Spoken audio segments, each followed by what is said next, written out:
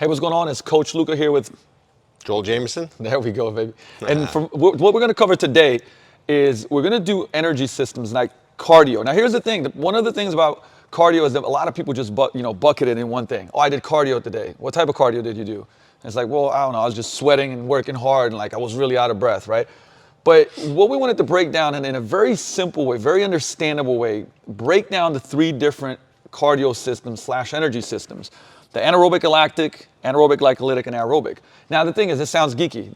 What Joel's gonna do is he's gonna break it down in like the very most simple terms. And not only that, we're gonna go into what each one does, why you should do it or not do it, right? Which one people do too much, which one they do too little of, and kind of break it down like, hey, if you're on a program and you're trying to get stronger, fitter, generally you're trying to improve your fitness, what you should do. So if you're doing 3 strength sessions a week, where should you plug this in? We're going to cover all of that in detail and in a very simple way. So that's a lot to cover in one video. It is. It absolutely. But we're going to do it. We can do it. We're going to do it, Dan. All right, let's dive in. All right, so let's start with anaerobic alactic. Like, what is that? So, you know what? Actually, let's take a little bit further step back.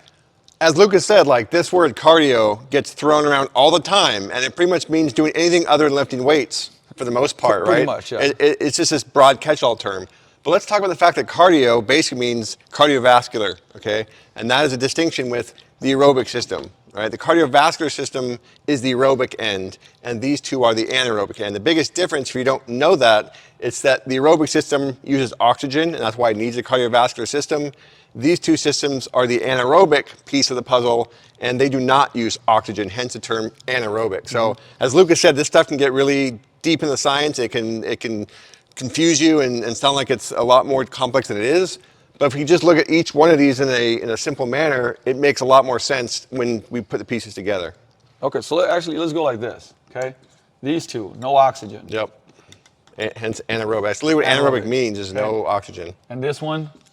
Oxygen. Oxygen. Right? So, and again, cardiovascular means oxygen. So again, people will train these systems, which we'll talk about in a second, and they'll call it cardio, which it is in the general sense. But again, it's just to be aware of what we're actually talking about when we do these sorts of things. Okay, so let's start here because this one I actually think it's getting a little bit more play, but most people still don't know what it is, why they should train it, and why it's important. What is the anaerobic alactic? So the anaerobic alactic system basically is your high power turbocharger type energy system. This produces the most force, the most power possible of all the energy systems, but here's the catch. It can only do that for a few seconds at a time before it causes massive fatigue. And that's because it uses existing ATP that's in the muscle, which our body already has stored, along with creatine phosphate, which is what actually gets increased through the use of creatine supplementation. But again, the downside of this, you can put highest power, right? So this produces lots of force, lots of power. It's what all the fast twitch muscle fibers are using for fuel. And it's anytime you're doing something explosive, you're doing sprints, you're lifting heavy weights, the alactic system is involved, but you also can't do those things for very long. So highest power, but also highest rate of fatigue. And this would be, but this also, what is this about, right? 12 seconds? Less than that. I mean, 4 to 6 seconds of max power, and then it's going to decline after that. So yeah, it can contribute power to a bit longer, but it's going to decline after just a few seconds. The power curve is going to start to go down the other way. So again, it's very, very short. And that's a trade-off. The more power you produce, the less duration you can produce it for. That's just how energy systems work. And we'll touch on that a little bit more as far as how to train it. But just think about you're doing an all-out sprint. That's going to be this system. And you might have heard this called just like the creatine phosphate system. It's called different things. They're phosphocreatine, ATP, PC. There's lots of different terminology. The only thing to understand here is that it's an anaerobic system, meaning it doesn't use oxygen, and it produces the most force, the most power for the shortest amount of time. Okay, so let's go, because we'll come back to like when you should train it, why you should train it. Let's just go and break this down exactly when it's used, or should I say the kind of like the why behind it and the how. So what's the anaerobic glycolytic? So this one, again, you've probably heard different names. The lactic system is the most common. And the reason it's called that is because as you are tapping into this system for longer and longer, lactate in the body starts to accumulate. And this one does not, essentially because it's so short-lived. This system is breaking down carbohydrates in the form of glucose or glycogen, and it's taking that and going into ATP that your muscles can use. But as part of that process, lactate accumulates. Now, this is important to understand because everyone thinks lactic acid is the reason that you fatigue and it's slowing you down, it's making you sore, all this nonsense. That's not actually true. All right, lactate itself can be transported into other tissues in the body that are more aerobic and have more oxygen, and then broken down the rest of the way aerobically into ATP. So lactate is really a buffer between the aerobic and the anaerobic systems, and it's used as a fuel source.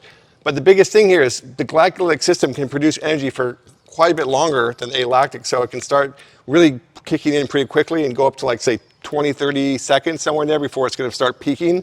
And then it's going to, again, contribute more power as you go, but by about 40 to 60 seconds, it's going to be contributing significantly less. And the other problem here is you're going to accumulate more and more fatigue. Because again, this system, you're only going for a few seconds. This one can be 20, 30 seconds, up to a minute, where it's really, kicking in energy.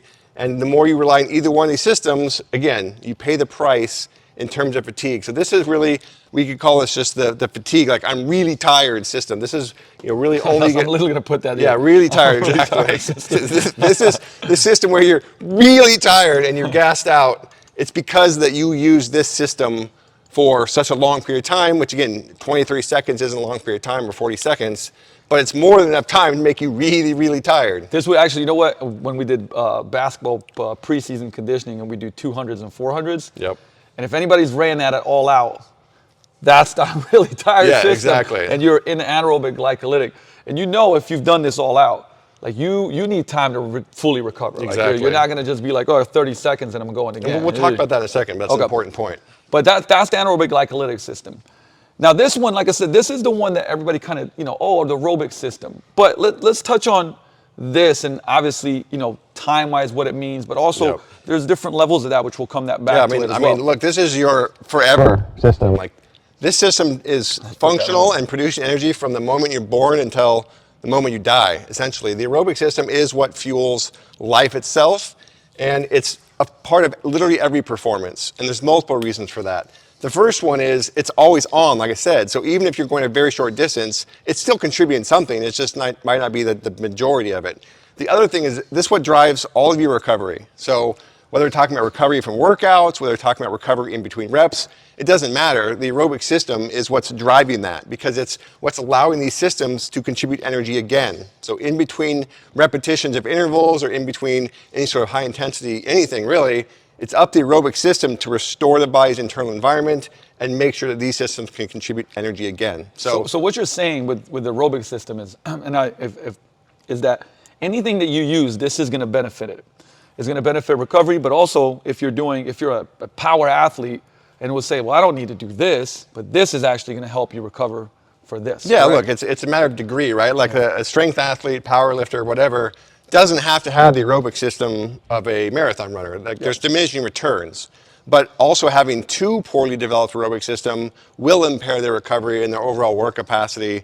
And again, they're going to pay a price for that in terms of fatigue and the ability to maintain that high level of force and power. So that probably brings us to the next point, right? Like, when do we, who needs what? How do we put it together? Correct. So this would be like, okay, if you are a person that wants to, build lean muscle, like you want to become stronger, you want to put on some muscle, but you don't want to have a sucky conditioning. So meaning, like, you want to go for 8 mile hike with friends, you can do it.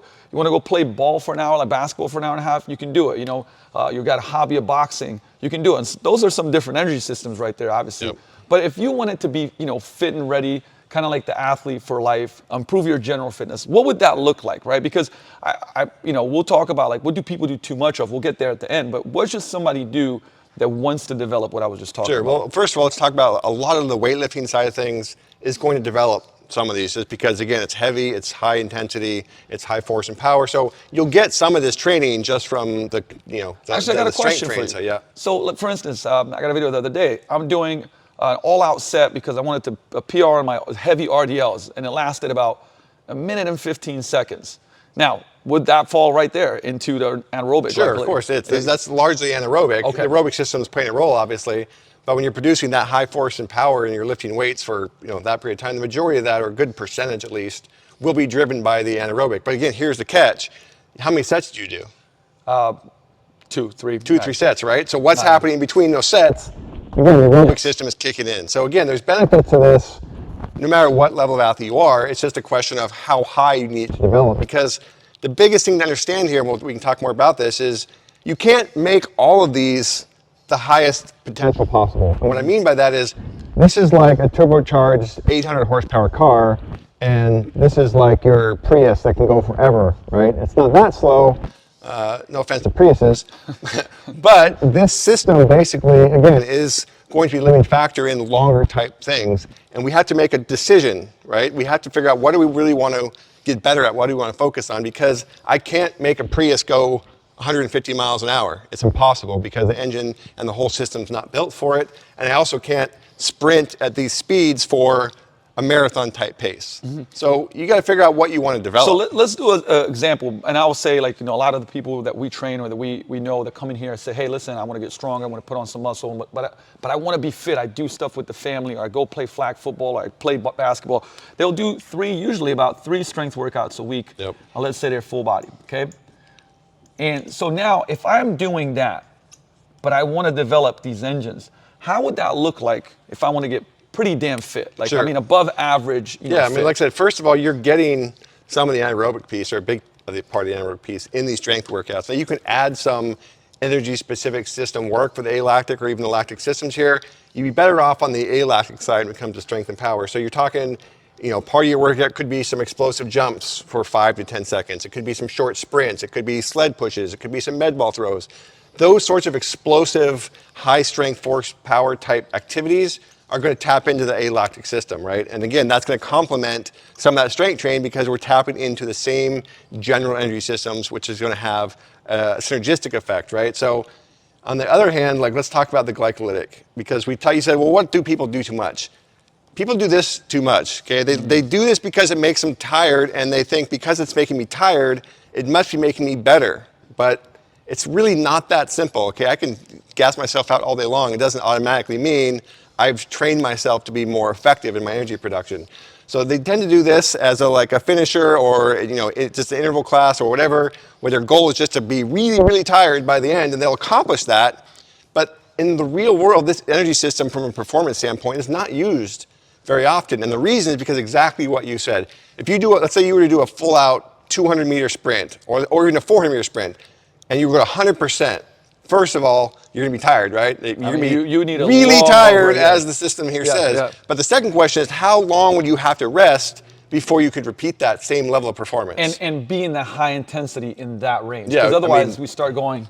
Exactly. You'd have to rest, 10 minutes, 15 minutes? I mean, if you really go a 400 meter speed or a 200 meter at 100%, like, you were on the floor, and you're not going to repeat that same performance, period. So the reason of that is because, again, this system makes you really, really tired. And you know what sports are boring to watch? Sports where everyone's really, really tired. I don't want to watch it, right? So most sports are not going to have a huge component of the lactic system because it's boring to watch people do something for 20 or 40 seconds and then stop. But what would allow, so a lot of things that fall in here, for sure, like if you're doing, for instance, strength circuits, right? Yeah, you'll definitely get lactic in strength circuits. Okay. If you're doing, if you're trying to do higher intensity, again, if you're doing circuit conditioning, right? So Sure. let's call it boot camps.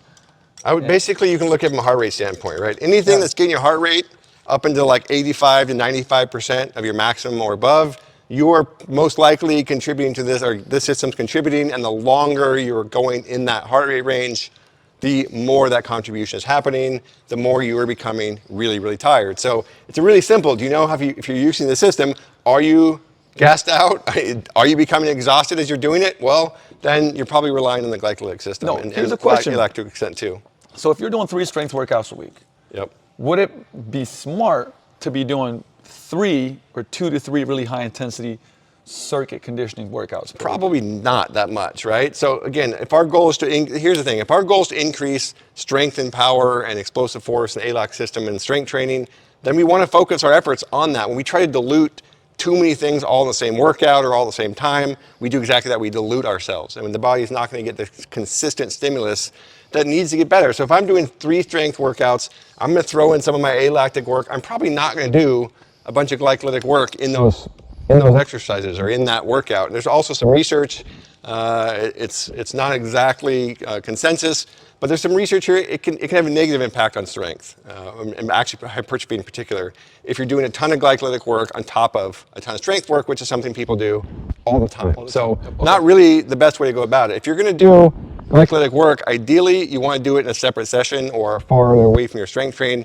And also just from a recovery standpoint, if you do a bunch of heavy lifting and then you do a bunch of more like I'm making myself really tired, you're just upping the fatigue level, you're slowing your recovery down, and you're either going to have to train less frequently or you're going to pay the price and you're going to overtrain eventually and pay that burden later.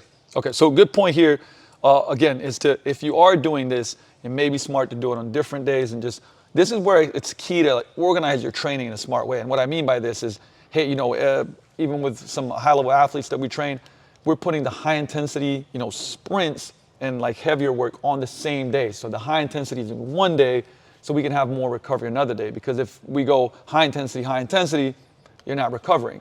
Again, this is important when it comes to organizing your training. Now, another really important point here is, if I really want to develop this system, I have to train it through multiple reps. But we just said that you have to rest a long time to really train at the same level. So what's actually happening is the more times you repeat any kind of interval, right, the more your overall speed is lower because you're using less of this and more of this side. That's why you're going slower, because it's more aerobic and less anaerobic. So what that means is, the way that a lot of people train this, again, is just make myself really tired for a few minutes. That's really not that much stress in the lactic system because it's so few reps, which again means if we're really going to train the system for whatever our reason may be, we want to develop it, you're going to have longer rest periods, 5 minutes, 8 minutes, 10 minutes, and then you want to actually go at 100% again versus this like, I'm so tired I can really only go like 70 or 80%, and I'm going to rest a minute and I'm going to try it again. So this is a great point. You're actually declining how much the system's using as you go. So let's go, if you were doing a proper anaerobic glycolytic workout, give me an example of what that would look like. Yeah, I mean, it would literally just with a paradigm bike. Sure, I mean, it literally would be anywhere between about 20 to 40 seconds. You can go a little bit higher, maybe 50, maybe 60, but generally speaking, if I'm trying to increase power, go a little bit shorter, capacity a little bit longer, but 20 to 40 seconds on average for anywhere from 2 to 5 reps. Now, 2 reps is for someone who's just not in great shape and they want to do a little bit of intensity there, and then Aerodyne's a good way to do it. 20, 30, 40 seconds, 2 reps. Now, if you're already in decent shape, you have decent aerobic engine, you could do 4, 5, 6, 7 reps. But again, you've got to rest. I would say, even at the 20-second range, you're going to rest 3 to 5 minutes. If you start going up to the 40 to 60-second range, you better be resting 8 to 10 minutes in between reps. Now, again, rest does not mean sitting on your ass doing nothing. We're not powerlifters if we're trying to develop these things, right? So you actually want active recovery in between. So that means let's say I go 20 seconds in the Aerodyne at 100%, I drive my heart rate up. I want to keep pedaling, but I want to keep pedaling slowly and let my heart rate come back down over that active rest period. Passive rest, where you're just kind of sitting there, is ultimately not as effective at developing the energy systems because you're not getting quite as much of the aerobic system kicked in because you're allowing your heart rate to drop much lower. So again, I would do somewhere between 20 and 40 seconds, 100% intensity, and then I do an active rest period anywhere from 4 or 5 up to 10, 12 minutes or even more sometimes. But again, doing something active, the Aerodyne or a jump rope or any sort of active movement, active recovery would be the way to go there. Okay, great point. Again, this, to do it correctly, all out. Exactly, right? all because out. A lot of it's the same thing in this one too, honestly. Yeah, same. Like that's the thing here is, we want to say, oh, we're training anaerobic, we're really getting the alactic system, but you're gassed out after 10 seconds. Like, you're not really training it to its potential because you gassed out doing too much of it and giving yourself too little rest. Exactly. So it's really, really important to understand that if you actually want to develop these things, the rest and the recovery has to be there in between repetitions. And it's not a game of just making yourself as tired as possible. It's a game of making yourself actually train the energy systems you're trying to improve. Yep, great point. Now, from there, and we'll kind of put this all together too, but like the aerobic system, obviously, and also pretty misunderstood because this goes everything from, we'll touch on something that I really like to recommend to clients, but where does it fall in the aerobic system? Like walking, right? Sure. And then, so we're going to talk about walking, and then something that you guys may have heard a lot of lately is zone 2 cardio, right? What does that mean and why is it so beneficial? Because it is beneficial, and most people should do more of it. But let's talk about those two. Yeah, so look, like I said, it's the forever system, it's the recovery system, it's the engine of life. Without the aerobic system, you don't exist. So we need to train it for health and wellness purposes. There's lots of research out there. If you're going to increase your longevity, you need the aerobic system. Your overall ability to train, the aerobic system. Protects against inflammation. There's research out there that shows that high-level endurance athletes actually live like 7 to 8 years longer than the average person. But you know what's sad is it also showed that like the strength and power athletes and even some team sport athletes didn't live any longer than the average person. So what does that tell you? It tells you that this system is really, really important. But like you said, Luca, the reality is the aerobic system is misunderstood because they think, it's just low power, it's just a Honda Prius or whatever. Is it Toyota Prius? Whichever Prius it is. It's a Prius. They think it's just not doing very much, so I'm just going to go on the anaerobic side. Let me ask you something. Have you ever run 14 miles an hour? I'm going to probably say, I'm sure I have done it, right? But so try running 14 miles an hour. Anyone out there who thinks the aerobic system's not very powerful, and then recognize the fact that endurance athletes, marathon runners, are running that speed for 2 hours, for God's sakes. Which is insane, it's contributing power all the way up to those speeds at those level of athletic performance. But again, it's contributing energy to everything that you're doing aside from a 1 rep max, right? And even then, it's the recovery piece. So the aerobic system, yes, it's not as powerful as these systems. There's no question. But it's still pretty damn powerful. It's still producing, it's capable of producing quite a bit of force and power. And the benefit of this is the more power you can produce here, the less power you have to use here, the better your conditioning and your endurance ultimately will be. So that's the biggest thing to understand, is that endurance is a trade-off between how all these things interact. If I develop a big aerobic engine, I don't have to tap into these afterburners as much, and I can just go longer. So getting back to your question of, well, what's zone 2 cardio? There's different levels of intensity, right? From 0, sitting on your couch doing nothing, to 100%. And as the further up that 100% intensity ladder we go, right, the more we start tapping into these things. So there's lots of different categorizations out there, from zone 1, 2, 3, 4, 5 to zone 1, 2, 3. The reality is a zone 2 is just kind of a moderate intensity cardio, right? It's faster than a walk, but it's not a sprint. It's the type of cardio you could maintain for a while without slowing down. And the reason it's beneficial is because you're able to do it for a long enough period of time that you can get the benefit of it without it causing a bunch of fatigue, right? Because that's the other trade-off here, is if you do a bunch of glycolytic work, you will get the aerobic system in there, but you're also going to incur that fatigue debt, so you can't do it very frequently. Now, the biggest thing is these systems don't have to be trained that often for them to see some development. The aerobic system, however, does. All right, you need a fair amount of overall aerobic work in your program if your goal is to improve it beyond a certain level. So realistically, 4 days a week for a beginner, 5 to 6 days a week of some form of aerobic training. Obviously not all high intensity, but a mixture of different intensities. And that's the key to the system, is again, train it frequently and using a variety of intensities from just that zone 1, zone 2, all the way up to those higher intensities, which will incorporate some of this work as well. And so, one of the things that's really important to understand, right, for somebody like that, I like to still play basketball. The better my aerobic system is, the higher intensity I can go at while not tapping here, which means I'm not going to burn out. So I've had some friends that come, haven't played for a while. They start playing, they start running fast, and they get zapped, right? Done. Because their heart, but basically they're tapping into this and then they're just falling off with power. Well, at the same time, I'm going at pretty damn high intensities, but my heart rate stays a lot lower on average than theirs does, and I'm still here, right? And that's where this becomes really beneficial. And you see people and you go like, man, that guy's a cyborg and he can just keep going, because they've developed the aerobic system well. And the key is, how do we, from walking to zone 2 cardio, which is great to just do, where it's not very hard and intense. You can listen to a podcast, go at 130 beats per minute, you get a sweat going, and adding this is very, very, very beneficial. Well, you know what's funny, actually, you're making that up. So I would say that zone 2 cardio got a really bad rap, or that range, from this idea that you're just sitting your ass on a treadmill or an elliptical for 2 hours, your headphones on, and you're doing nothing. It was the idea, like, oh, you need to get your ass and do some intervals. You need to go way higher intensity because that's going to produce all the results. You know what? You need both. That's the reality. Like, the lower, longer stuff proves to be beneficial. You just have to do it for longer, but it raises your ceiling. Is the best way to put it. It builds the foundation, but you also need the other side, the higher intensities too, and that's where the person sits on the treadmill for 2 hours and is in bad shape. It's because he never got higher, right? Yep. It's because they went all one direction. But you have to have a mixture. You have to have a variety. And again, if you're going to train this to the highest levels, you need all the intensities in there. You do need high intensity intervals. You do need moderate intensity intervals. And then you need the longer, slower zone 1, zone 2 type cardio as well. And let me share just a thing that I do that makes this less boring. Because I will put a podcast on and just go on the same thing. But I make circuits that create different movement patterns, which is healthy too, because most people are very forward and backward. Yep. And I'll do multi-directional sled. I will do farmer's walks, I'll do some mobility flows, and like if I'm looking at my heart rate, it's gonna be in that zone too.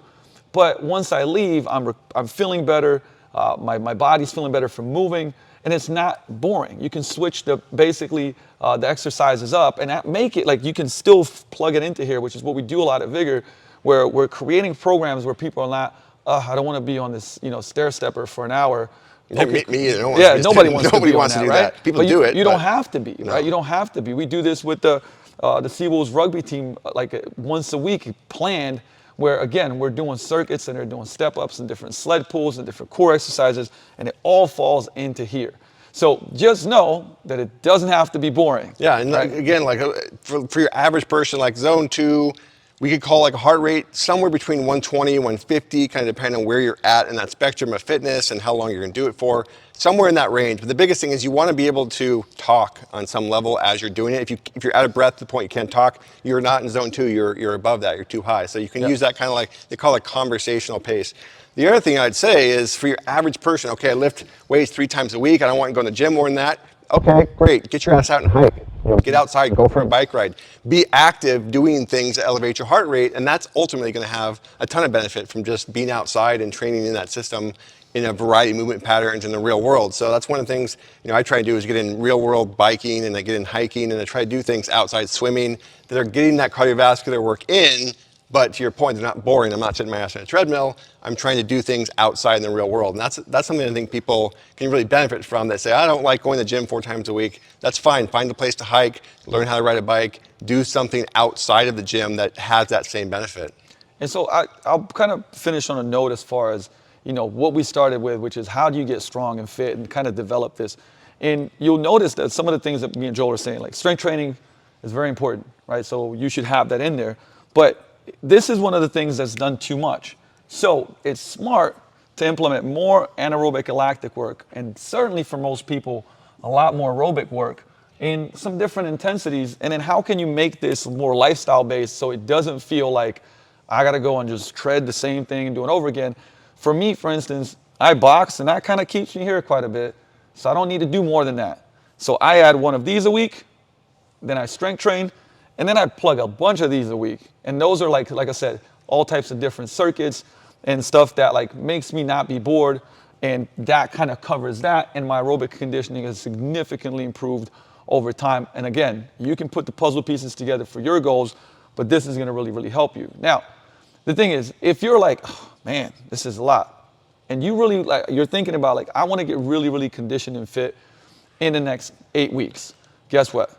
So Joel's created a program, it's called Metamorphosis, that plugs in absolutely everything. You don't have to think about it.